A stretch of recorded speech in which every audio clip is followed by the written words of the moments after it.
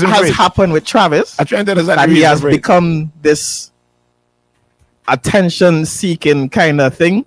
I thought we did a good interview the other day, but to pull out 25 seconds out of what is probably a 12-minute video, right? 25 seconds of us trying to think of something and said, this is what morning radio sounds like. Do not be a clown, Travis. Do not be a clown. What's the reason for it? What's the reason for it?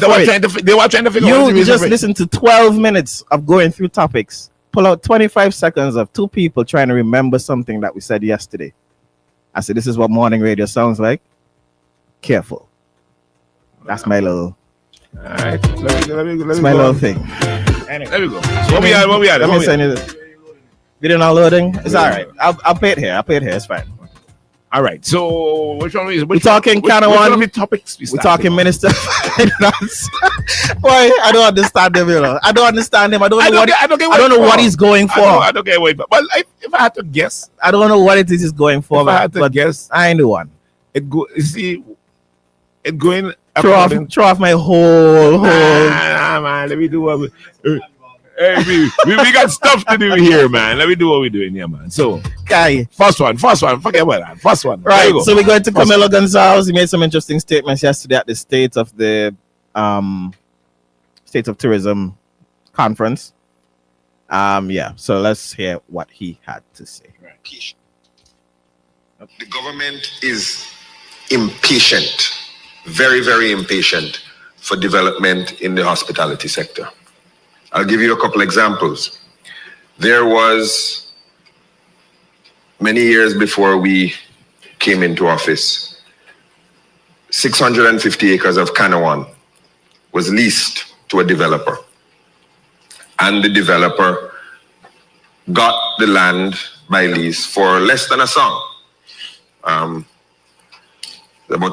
Leased it for 650 acres, about $16,000. But of course, in exchange, a lot of money was supposed to be spent, and a considerable amount of money was spent to develop the hospitality space in Canouan. But for the last decade, nothing has happened there. Nobody has bought villas. They haven't updated. They haven't improved the golf course. They haven't invested. And post-burial, they did nothing. And the government said there are levers that we can pull to ensure that this prime real estate works for the benefit of the people of Canouan and St. Vincent and Grenadines. And then he went on and he stated about pulling the lever at Peter's Hope as relates to the PACE project, which, you know, we could all see was not going as quick as it needed to go. So essentially what he's saying is that the government is considering taking back, be it multiple properties in Canouan that are under that lease of 650 acres of land, because essentially it's not working for our benefit. We're not seeing the return. Right? Now the question is, do you agree with us doing that? Do you disagree with us doing that? What do you think? You're not seeing the benefit, so you're going to pull it back. You clearly stated that long before their tenure, the land was leased to whoever. When they realized they're not seeing the benefit of this? He said about the last 10 years, it's been evident that we're not getting the return. So you're not seeing villa sales. Right. Maybe they're not seeing, I don't know if it's VAT, if we get VAT from Canouan anyways. Right. Taxes, whatever. Right. Right. But, okay, so my question would be now, why wait now to do this? Well, you could pull the trigger now. Yeah. I think the biggest question is, can we afford to do it?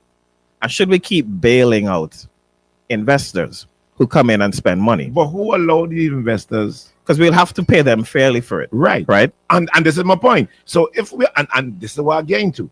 If you're saying to me, within the last 10 years, we're seeing failure to pay this, failure to pay that, failure to pay this, that. Wouldn't we cut it short? So you will have less, if you had to make a payout, you have less to pay or less to bail out? You will let it go 10 years, and now we're going press the trigger, whatever the trigger is. Yeah. And we now had to come and bail out and spend. The law, I think the law for compulsory acquisition says that you have to pay what is the value, the market price of it. So I get that if you do take it back, you have to pay them fairly. Right. Now, we've done that now for the Marriott, which essentially is going to be our investment. We've done it for Sandals with Buchanan Bay Resort. And if we're doing it now for Canouan, for whatever resort or properties that decide to do that for, we're talking about taking back millions of dollars worth of land, and essentially we're probably going to end up having to sell it again to another investor or end up in another sweetheart deal for another investor. And who eats that cost of buying back that land? It's going to be us. The taxpayers are going to be the ones ending up eating it. We had to pull out a silly amount. I get his point that it needs to work for our benefit, right? So I get that. If currently we're not making any money from Canouan, right? Mm-hmm. And we could say that, boy, 650 acres for $16,000, which in itself is criminal. And that's in the NDP times, which is criminal. But it's also similar to Reno and the $1,000 a year for how much ever acres of land, which is criminal. Right? I think the biggest issue is that we have to restructure how we're doing these deals, because they're obviously not working in our benefit in the long term. You could say, yeah, you're going to get jobs out of it and whatnot. But in the end of the day, we need cash. We need the tax revenue. And if we keep entering into sweetheart deals where investors come in and don't have to pay duty, don't have to pay VAT, they don't have to make their fair contribution back to the economy, we're going to just end up in the same cycle again. And this is why I'm asking, why no? Well, why? No, that's why I'm asking just now. Why no? At 7:30, okay, let me take a phone call. At 7:30, we want to hear what you think. Because if you're saying to me, we realized we're going on this road 10 years ago, why we're allowed to get this far? Why no? Yeah. That's what I'm asking. Yeah. Why no? You're seeing it. You're seeing the house burning. Mm-hmm. And you know you can't go anywhere. Guess what you do? You're running there to take up a TV. But what? Yeah. Morning. Morning. Jagger, you just mentioned something about the land acquisition law. Mm-hmm. You see, they got to buy them back at fair market value. Were the land sold at fair market value? Good point. Was it leased at fair market value? No, it's a good point.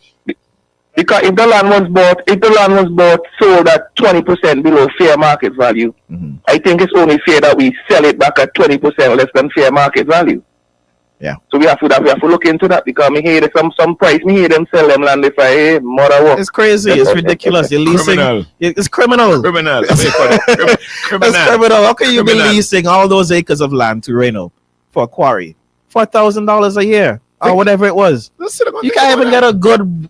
I could hardly get a good 1-bedroom apartment for $1,000 a month. I think good orgasm there. And the NDP is leasing 650 acres of land for $12,000 or $16,000, whatever it is Camilo said. In itself is also criminal. And he's asking me to call for to pick a side on a political party. All of them the same. Man. All of them are the same. One more call on your morning. Mm-hmm. Good morning. Just a quick thing. The lands were not sold. As Jagger keeps saying, they were leased. Yeah. Right. So the lands are not, in essence, the property of the investor. It's still the property of Sylvester and the Grenadines, but they're allowed to control the land for 99 years.